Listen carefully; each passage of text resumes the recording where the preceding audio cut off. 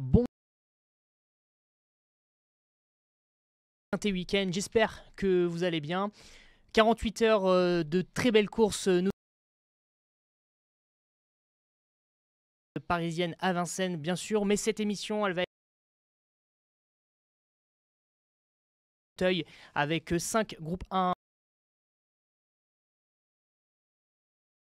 Pour parler de tout ça, quoi de mieux qu'un des experts obstacles de la chaîne, Léo Gann. Bonjour Léo, comment ça va? Je crois que mon adversaire en face n'a rien à m'envier. Ah bon? Pourquoi? Ne dis pas son nom parce que je le présenterai après, mais pourquoi il n'y a rien à t'envier? Parce qu'il connaît aussi bien la discipline que moi. Ouais, mais j'ai dit un des oui, experts. bien sûr, bien sûr.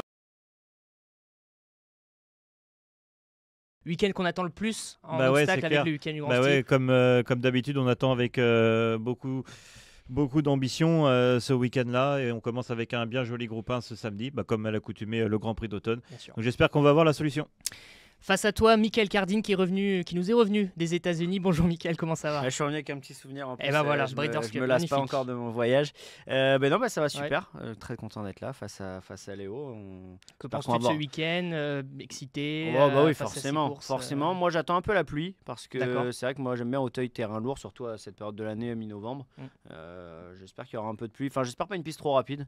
Voilà, c'est ce que j'aime bien voir à Auteuil. Mais il y a pas mal de partants. Je pense qu'on peut être assez content de ça quand même. Dans l'ensemble, il y a un peu de partants.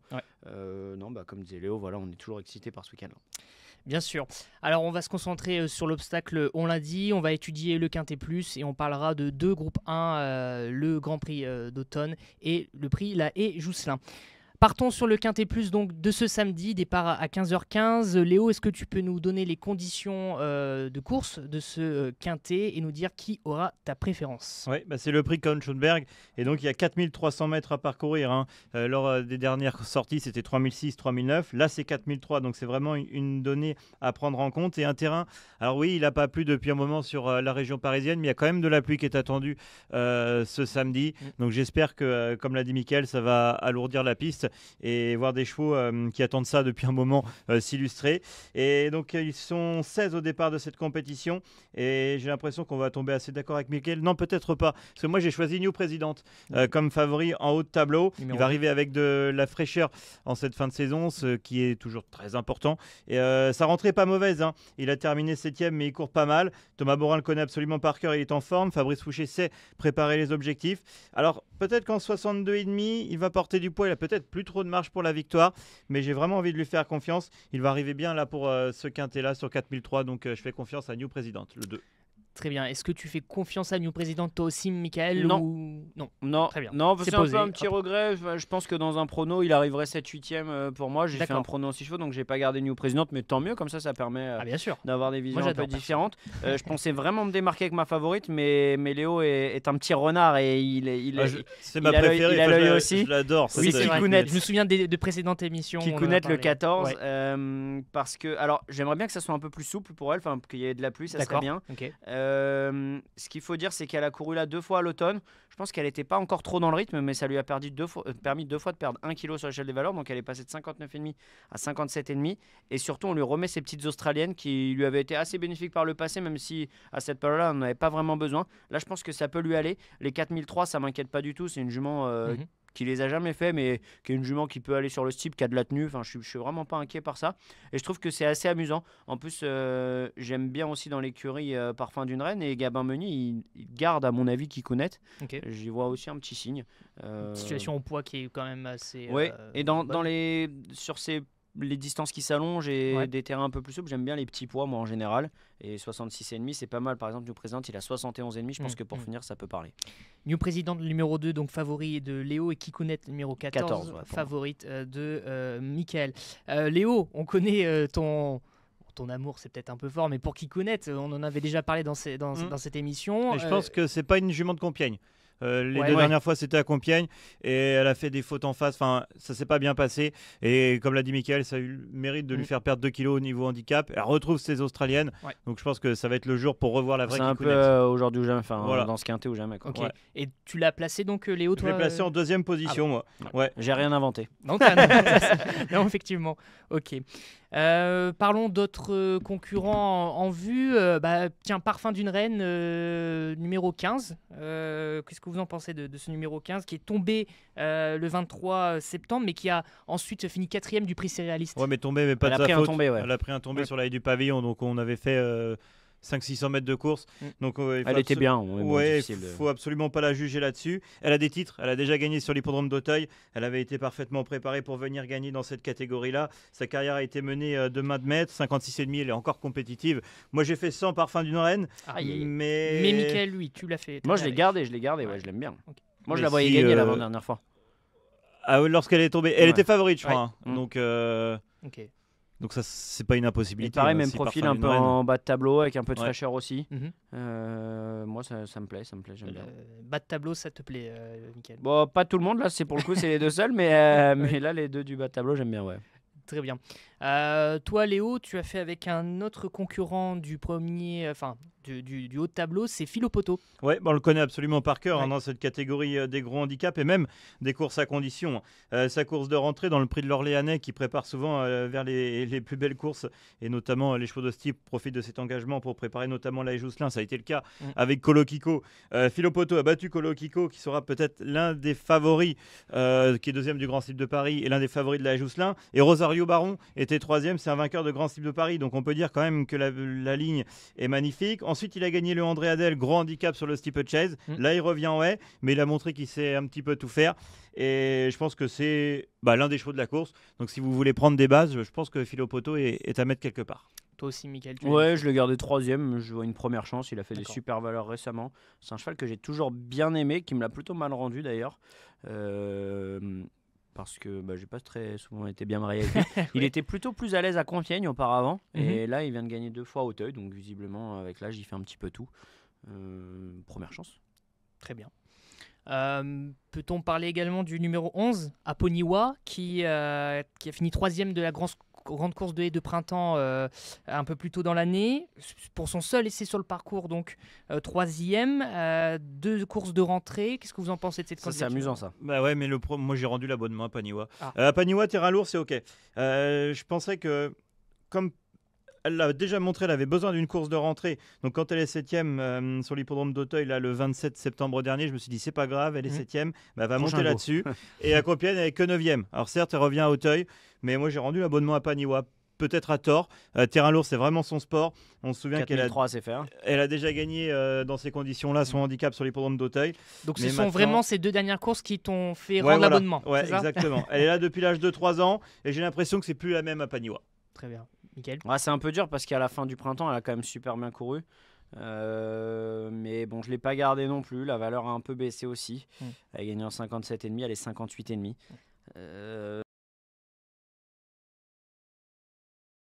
Terrain à 6, j'aurais revu un peu mes pronos et je l'aurais peut-être glissé parce qu'elle, vraiment, c'est une nageuse. Elle avait gagné ce week-end-là l'an passé. Le 24 novembre. Et en arrivant un peu dans le même style. Elle n'avait pas super bien couru. C'est vrai. Et elle avait couru, pas comme une championne, mais... elle avait fait une vraie perf. Ouais, voilà. Très bien.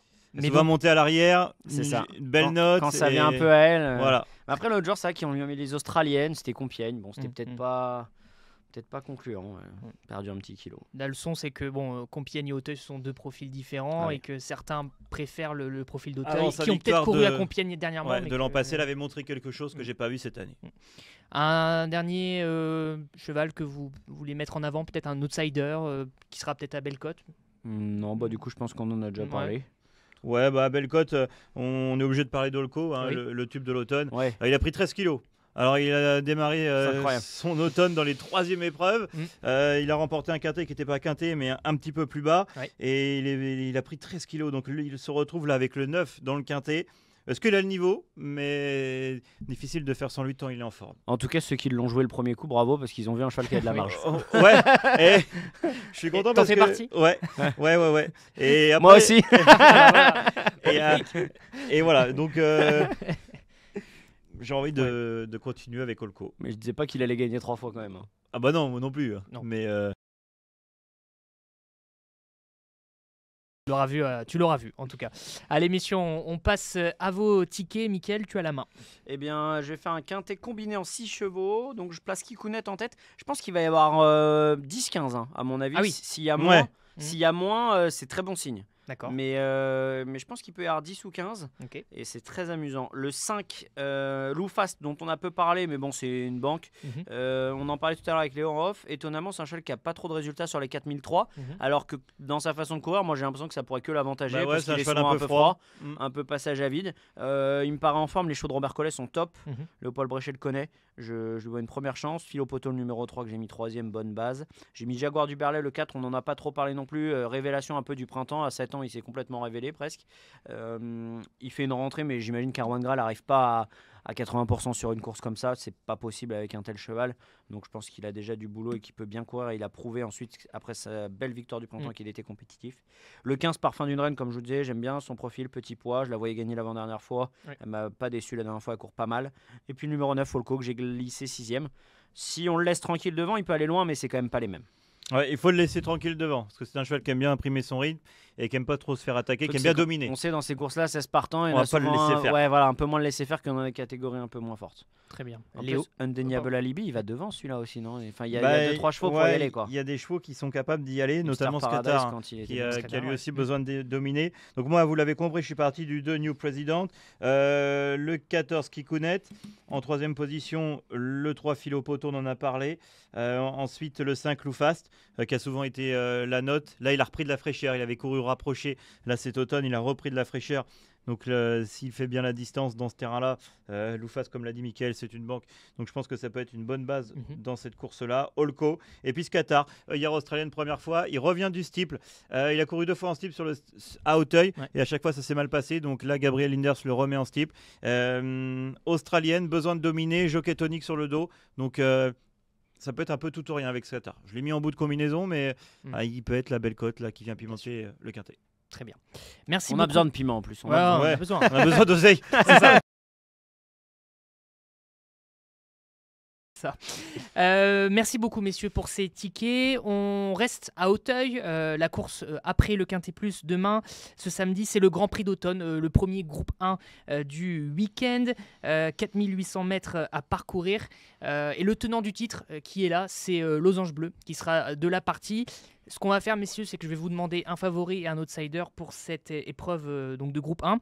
Léo, tu commences. Losange Bleu, hein. Ouais. C'est clairement le cheval à battre, tu l'as dit, tenant du grande course de haie d'Auteuil par El Clavel qui n'est pas de la partie. Ses entraîneurs, il a laissé des plumes peut-être. Ouais, ses entraîneurs on dit qu'il souffrait d'un problème physique, donc il n'est pas de la partie cette année. Et j'ai l'impression que c'est clairement le meilleur hurdler et c'est le cheval à battre. Il va enrouler de loin, il va mettre tout le monde dans le rouge dans la ligne d'en face. Tu vois la course. Et en fait, comme il fait à chaque fois. Et on la voit tous un peu pareil. Et en fait, c'est un champion et on a envie de le voir gagner. Ouais. Très bien. Et en outsider, Jet Blue. Faut revoir sa course de rentrée. Il faisait une course de rentrée la dernière fois dans la vraie préparatoire, le prix Carmarthen. Il était monté dernier. Il a fait une énorme faute sur la haie du pavillon. Alors il s'est retrouvé à 30 longueurs et il vient terminer 4e dans une sublime action. J'ai l'impression que Jet Blue est le potentiel 2e de cette épreuve. Très bien. Mickaël, est-ce qu'on est parti sur Losange Bleu aussi? Rien à rajouter, j'ai adoré ce qu'a dit Léo, c'est un champion. Moi je pense que quand il est bien, il est imprenable sur ces longues distances, terrain gras en plus. Il est très dur à aller chercher, donc, et c'est un champion, on a envie de le voir gagner, je suis complètement d'accord. Et je pense qu'il va gagner, sauf incident. D'accord. Je vois pas un cheval pour le battre là en plus.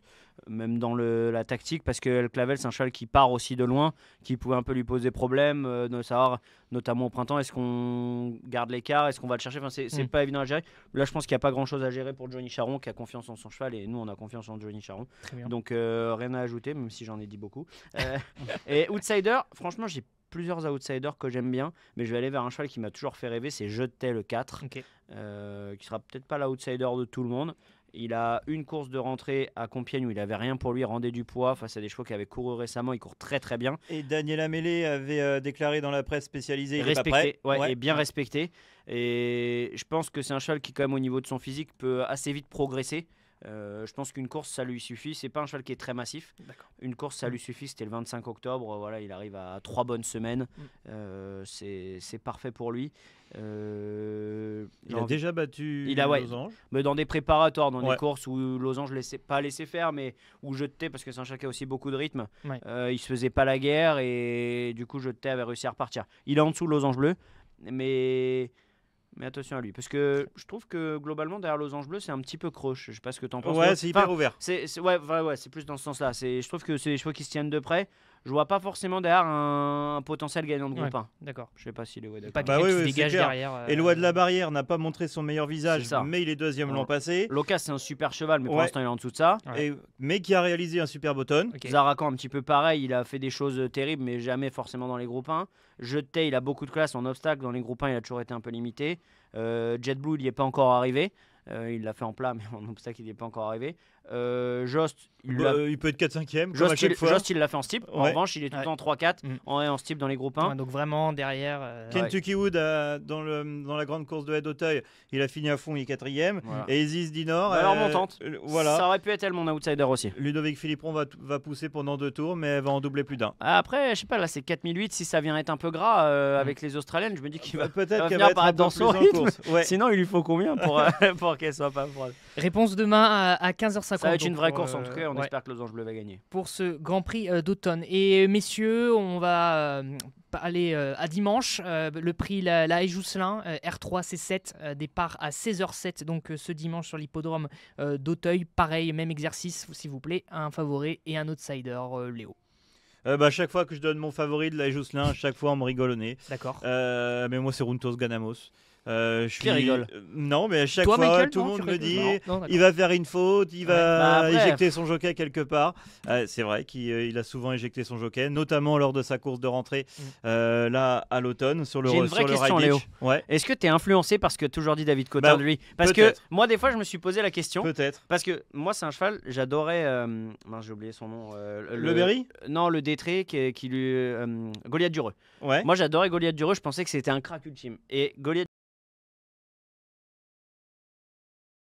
Runtos Ganamos, mais c'est vrai que maintenant il saute moins bien et comme David Cotin a toujours dit de lui que c'est au-dessus de tous les chevaux de grand type qu'il a eu avant, c'est sûr que ça donne envie quand même. Bien sûr. Donc je voulais demander à Léo si lui aussi était peut-être un petit peu influencé par ça ou si vraiment c'est factuel. Mais après, factuellement il a fait des choses. Voilà, exactement. Il est déjà lauréat de groupe 1, il est capable d'enrouler de loin et d'aller très loin. C'est vrai qu'il a un petit défaut. Quand il fait pas n'importe quoi, il est dur à prendre. Il est négligent sur l'obstacle, mais s'il saute tout bien, la dernière fois avant de tomber sur le ride hitch, il avait tout sauté à la perfection. Donc s'il saute le ride hitch, l'année dernière. Et même le ride hitch, c'était pas Kata. Ben non, en fait, pas il comme s'est ça un peu avait. négligé. Ouais, c'est ça. Il faut pas le tutoyer, il a tutoyé. Parce qu'il y avait la fois l'année dernière où il avait complètement dérobé à droite. Là, c'était il avait sauté, ceci dit, mais il avait perdu 200 mètres. Et il était quand même revenu faire l'arrivée. On l'a laissé tranquille tout le printemps, pas pour un ennui physique, mais pour le remettre un petit peu à jour mentalement. S'il fait le tour, Runtos Ganamos, à mon avis, il est capable de gagner. Et c'est ton favori ou pas, Michael?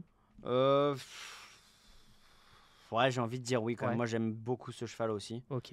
Et très vite un outsider, s'il vous plaît. Bon, ce sera pas outsider. Moi, j'ai envie de citer, en fait, qui aurait pu être mes favoris. J'ai envie de citer Seljem et Kadam. Oui, bien sûr.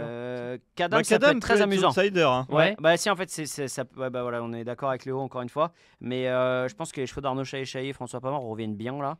On a vu là, ça fait 10 jours. On sent que ça va mieux. On sait à quel point Arnaud Chaillet. J'exclus pas François Pamard, mais Arnaud Chaillet, il était tout seul avant d'être avec François Pamard. On sait à quel point il est fort pour préparer ce week-end-là. Il arrive sur 2e, 5e tombée, alors qu'avant il était imbattable ce cheval, contre les 4 ans. Mais à 4 ans, on a dit c'est un cheval de grand type. Voilà, et c'est peut-être un cheval de Jousselin. Et puis c'est clair parce que le terrain lourd, ça va pas le déranger. Le jour de sa rentrée, il est allé devant, il sait pas faire. Et la dernière fois, lui aussi a éjecté son jockey. Mais certes, il était à l'arrière, mais on ne sait pas s'il avait du gaz ou pas. Donc, si on se souvient de sa fin d'année de 4 ans, Kadam, c'est un crack. Ouais. Donc, s'il y a 15 et que vous aimez Kadam, mettez votre pièce. Sur le cheval de l'année dernière, c'est difficile à juger parce qu'on ne l'avait pas vu contre les vieux, mais il peut battre Runtos Ganamos. Sur le cheval que c'était l'année dernière, je crois qu'il n'y a pas grand monde qui lui fait peur.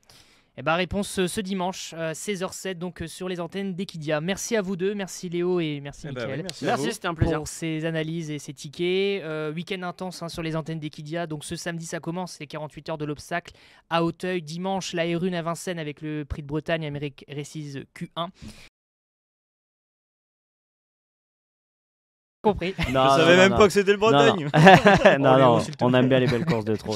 On aime bien le trot aussi. Et puis avec les autres groupes 1, donc ce dimanche sur l'hippodrome d'Auteuil, n'hésitez pas à aller sur les réseaux sociaux. Il y a pas mal d'éléments vidéo et tout ça. On est allé chez les entraîneurs, chez les professionnels pour recueillir leurs témoignages. Merci à tous et bon week-end.